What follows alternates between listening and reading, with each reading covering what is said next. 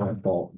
This is what the other half of the assignment's going to look like. So again, they're making your life pretty easy in that they're already giving you a graph, but that really winds up not having anything to do with anything. So what they're asking me to do now is write a function that follows a set of directions, and I'm going to circle them in red just so you can see with clarity.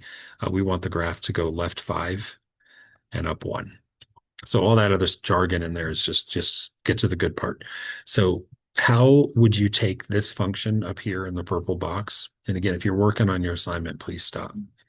How would you take this in the purple box and modify it to go left 5? Actually,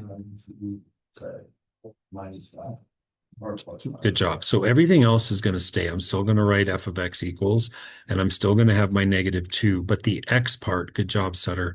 That's the real meat and potatoes part of the function. So I'm going to take the x and I'm going to swap it out with an x plus 5 because that'll force the leftward movement. And then I'm going to put the cubic back on it. How will I force it to go up 1? +1. So I'm just going to do +1.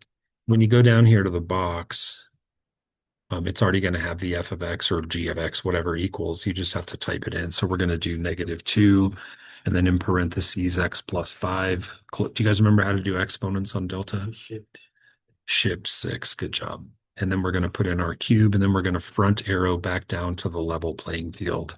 So what this assignment is asking you to do is like retype the functions to suit whatever directions we have. So like here's another one where they're giving you the graph already. So really, this isn't that hard. It would be maybe hard if we didn't go through a couple together, but now you're like, this is easy. So, and Sutter really got us started on this. He nailed it in that we have to be aware of what part of the graph we're modifying. And the left and right part is always going to be where the x is. X is huge. So let me zoom in a little bit more. Clearly, that didn't go well. So how do I make this graph go left 1, first of all? You put it in parentheses and then +2. And oddly enough, you actually don't need this one in parentheses because it's an exponent, so it'll already kind of be on its own island. So if you put them, it wouldn't be wrong, but I would just write this one as f of x equals, or g of x. Yes, I'm sorry, I keep screwing that up. So g of x equals, and it would be 2 to the x plus 1. You see why I wouldn't need those parentheses, how it's like already a standalone thing. And then how would I get it to go down 6? -6. When you're typing in stuff like this, make sure you let that exponent ride. So what I mean by that is like I'm going to do 2 and then I'm going to shift 6 and I'm going to ride up there for a minute. I'm not going to leave exponentville. I'm going to do x plus 1 and then I'm going to forward arrow to jump back down to the floor. So you guys have any questions about that?